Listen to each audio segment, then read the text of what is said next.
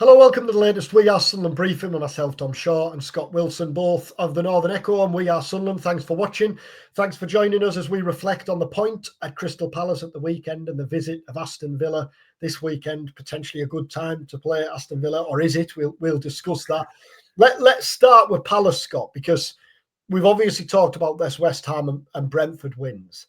I don't think it's hard to make a case that draw at Palace is Sunderland's best result of the season so far. Yeah, I think that's probably a fair shout. Palace haven't really fired on all cylinders yet this season, but feel like a side that are, comfortably Premier League mid-table, potential European challengers. Sunderland, obviously, off the back of losing at Burnley, could they get that first away point? Could they get up and running? Well, they did that.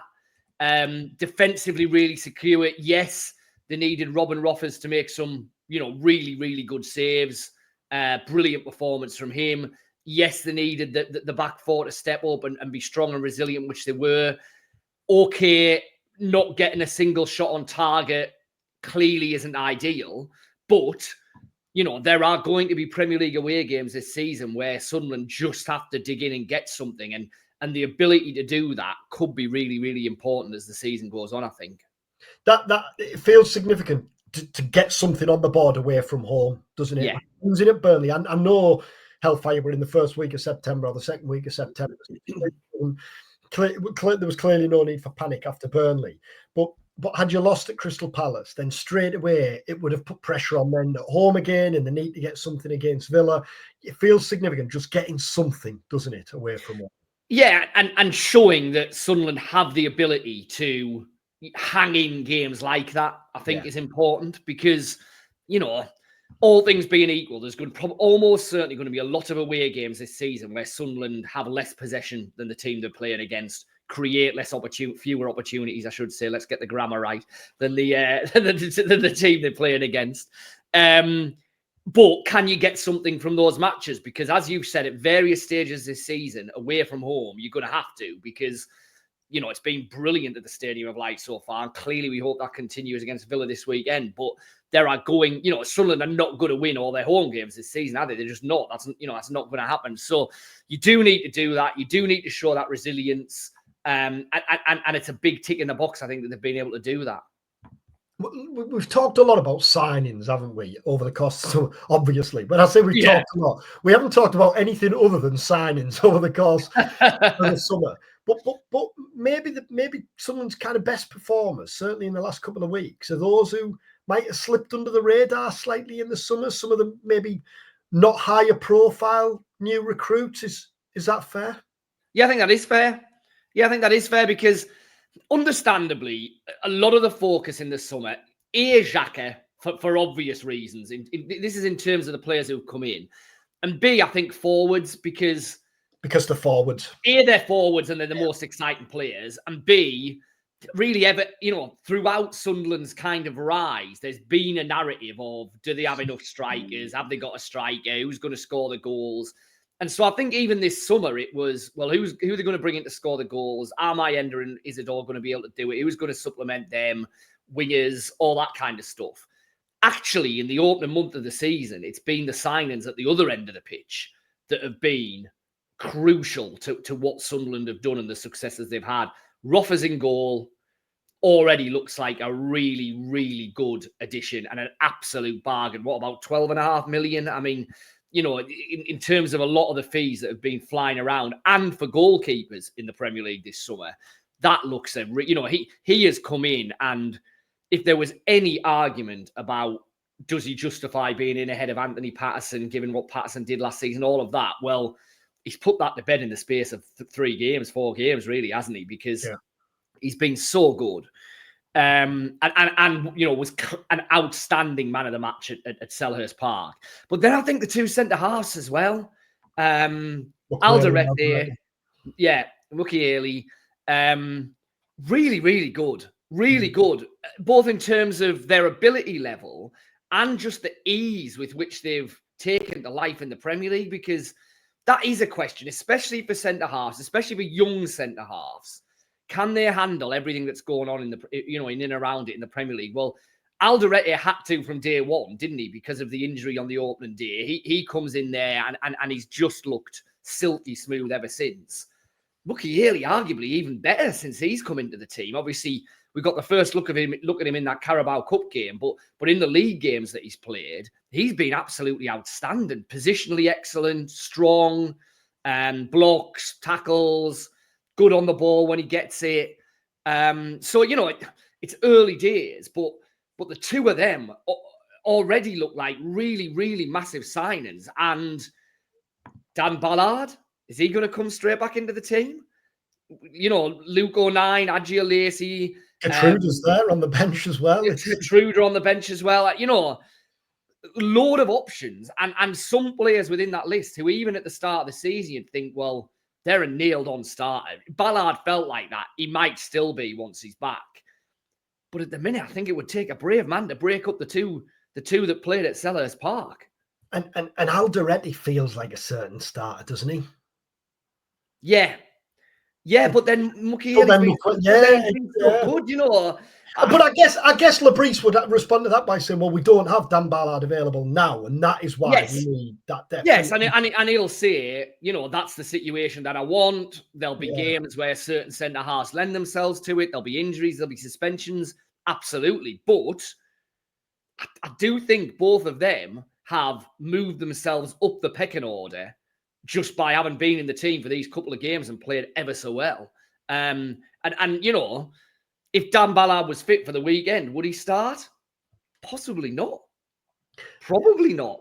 So there's probably. I think certainly probably rather than possibly. There's clearly decisions for Bris to make there, and he tinkered up front at the weekend, didn't he? Talby, Isidore, and Adingra was the three. Mayenda was an unused substitute. Brobby obviously came on for the last 20 minutes or so.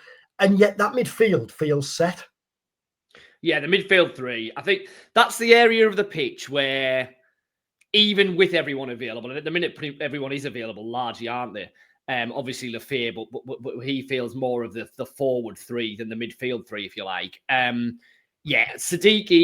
Diarra, Xhaka feels like a pretty unmovable three at the minute. Yes, there might be an odd game, but then as we said when Sunderland went out the Carabao Cup, until we get to December, we're not in a situation where you're playing 3 games in a week. So really, there's no unless you want to, there's no real need to disrupt that, bar an injury, obviously. So that feels nailed on, doesn't it? That 3 feels pretty nailed on. But you're right, the forward 3, there's still question marks there. Where does Lefebvre fit in when he comes back? That's been a question mark really ever since Enzo Lefebvre came to Sunderland to a certain extent. How much game time does Brobby get? Mayenda, Isidore, is there a pecking order there, or is it going to be horses for courses? And then obviously at some stage, Romain Mundle coming back as well, which is going to be interesting. And then obviously Bertrand Traore, where does he fit in? So it does feel like that front 3, A, at the minute, the pecking order is less obvious, and B, much more likely, I would say, to see changes from game to game and within games. I think in most matches, certainly for the next month or so, while things are settling down, a couple of those front 3 will probably be players that are substituted, and we'll see changes on the hour mark, on 70 minutes. Obviously, it'll depend on the game. It'll depend on what's happening. It'll depend on form and all that kind of stuff. But it feels like, to a degree at least, Bris is still feeling his way around that front 3 and kind of working out what his number one selections are.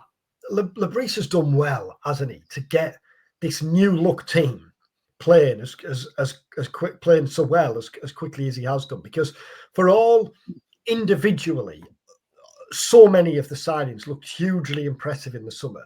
The nagging doubt was, this is a hell of a lot of turnover. This is a major change. This is a major overhaul. What actually happens when you bring them all together? Well, they get 7 points from 12. And I know Sunderland have had presentable games, but they're the same games that the promoted teams had last season at various stages. And Sunderland are already nigh on a third of the way to collecting the points that Ipswich collected in the entirety of last season. He's done well to mould things together as quickly as he has done. I think it just highlights yet again what a good coach he is, isn't it? Because what he's done is he's got them organised. Yeah. The organisation, tactics, out of ball work. What are they doing? How are they closing down? When are they pressing? How tight are they getting? How do the units work? All of that has just happened so quickly and so effectively. Now, the creativity, if you like, at the other end of the pitch, to a certain extent, I always think you're a little bit more reliant on the kind of raw ability of the players and what you've got up there. Defensive organisation, how you're stopping teams from getting in and around your 18-yard box. Yes, you need the players, but an awful lot of that comes down to coaching and tactics and the quality of the head coach that you've got in place. And so I think, as you rightly say, the speed with which Sunderland have got themselves up and running here and the way they've done it, which is, that they haven't been kind of involved in 4-3s or 5-4s where it's just been chaotic. It's been really well organised, really thought out, strong, hard to break down, all of that. Again, I keep saying, yes, some of that is the recruitment and the fact that, as we've alluded to there with Mukiele and Alderete, the signings certainly early on look really good. But an awful lot of that comes down to the head coach as well and what he's doing on the training ground and how he's setting the team up and how he's getting his message across to the players, all of that. Well, the signs on that so far are really positive, and that is just another massive pat on the back, I think, for Bris. Aston Villa have finished 7th, 4th and 6th, I think it is, in the last 3 Premier League seasons. And yet it probably feels more daunting for them, Sunday's game, than it does Sunderland's at the minute. Is that fair? It feels like they need a result more than Sunderland. And I don't think many of us thought we'd be saying that going into this game in what are we, mid to late September, that it feels massive for Villa to get a result. To score a goal. Yeah, to score a goal, yeah. I mean, that's not downplaying the importance of the game for Sunderland, because I do think that, they need to keep this positivity going. They need to keep this real fortress stadium of light, excellent home form going. But it feels like a massive game for Villa. I mean, if Villa lose on Sunday, then I'm not saying Unai Emery will be coming under pressure because of everything he's done and the reputation he's built up there. But I think some really pointed questions will start to be asked of Villa. So they're coming into the game on the backdrop of that. Sunderland are coming into the game thinking, we've got real positivity and momentum behind us here at the Stadium of Light now. We've won 2 out of 2. We're scoring goals at home. We're winning games. Can we keep that going? That's the challenge for Sunderland, isn't it? Can they build on that and deliver another really strong home performance and hopefully get another win? Like I say, Villa have to get their season up and running at some point. Will they get the season up and running, Villa, do you think? It was a strange summer for them, wasn't it? They've clearly been stung by FFP. They clearly haven't done as much in the transfer window as they'd have liked. That have also been stung by injuries early in the season. Yuri Tielemans is going to miss Sunday. Yeah. Victor Lindelof's a doubt. Boubacar Kamara was back on the bench on Tuesday night when they played Brentford in the Cup, but whether he's fit to start or not, we'll see. He's had to play McGinn in one of those double pivot midfield roles, hasn't he? When you look at Villa's team, does it maybe feel a bit stale now that it's been the same team now for a few years? Or is that just an overreaction to a slow start to the season? And is the quality there that they will finish in the top 7, 8 come the end of the season? It feels like that if you've got a team with Emi Martinez, Ezri Konsa, Tyrone Mings probably, Morgan Rogers, Ollie Watkins, the options that they've got out wide, McGinn, Tielemans obviously once he gets back. No team's too good to go down, to ring the cliche klaxon, but that feels like a team that is not going to be anywhere near the bottom 3 or 4 in the Premier League. Villa will finish mid-table, won't they? Upper mid-table. I don't see them finishing top 5. Because like you say, they have been hamstrung by PSR. They've had to sell players they wouldn't ideally have. Their signings all came very, very late in the window and were largely loans, weren't they, or free signings. I mean, Harvey Elliott, good to add to that list. Yeah. It feels like it'll click for them at some point, yeah. But the longer it goes, the more the pressure ratchets up, the harder it becomes. We've seen good Premier League teams get in a rut and really, really struggle to get out of it. And so, going back to the point you raised at the start, Register Bris would never say this publicly. Players would almost certainly never say this publicly. I think it is a good time to play Villa. Yeah, I really do, because I do think that come another 2 or 3 months, Villa will not be where they're at in the table and will not be saying, God, they need a win. I think they'll turn it round. So, the fact that there is this bit of pressure on Villa and they're clearly not functioning as an attacking force at all at the minute. Ollie Watkins, when's that first goal going to come? Loads of narratives around that. I think it's a really good time for Sunderland to play them. I do. I think they're only the 5th team that haven't scored a Premier League goal in the first 4 games of the season, I heard or read this week. You mentioned there about it being a good time to play Villa. Well, when you look at the Sunderland's next few games, then they're away to Forest. Well, obviously we're talking Ange Postecoglou's Forest now, which we did wonder whether would be the case when we last spoke last week. They obviously lost in the Cup midweek, got thumped at Arsenal last weekend. They're away to Burnley. Oh, look, mate. They're away to Burnley this weekend, which isn't an easy game, as Sunderland found out. Then they're at home to Sunderland.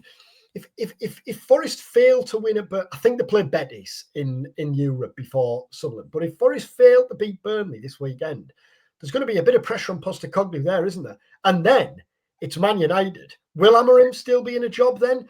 Interestingly, there was reports this week that he's got 3 games to save his job.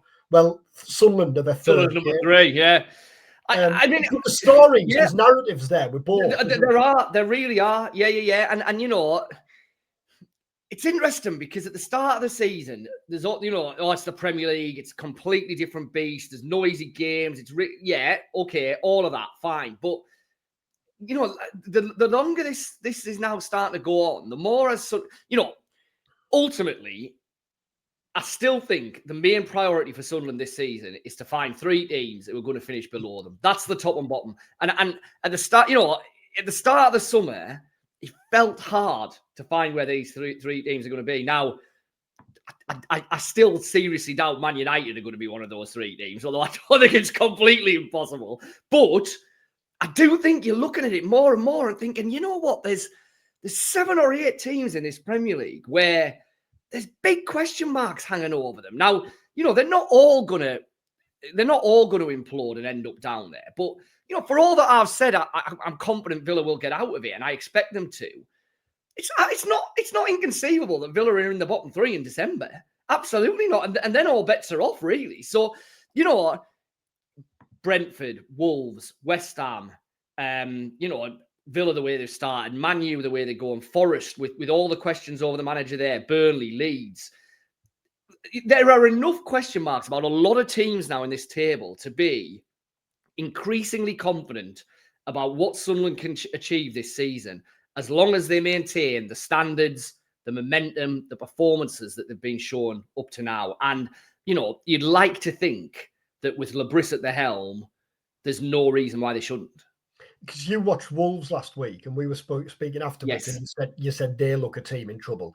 West Ham are a mess, aren't they? I mean, Potter hasn't got long there, has he? But whereas in previous seasons, I remember coming away from Wembley in May and straight away looking ahead and saying, the problem you've got is, if Sunderland are going to stay up, who's going to finish below them?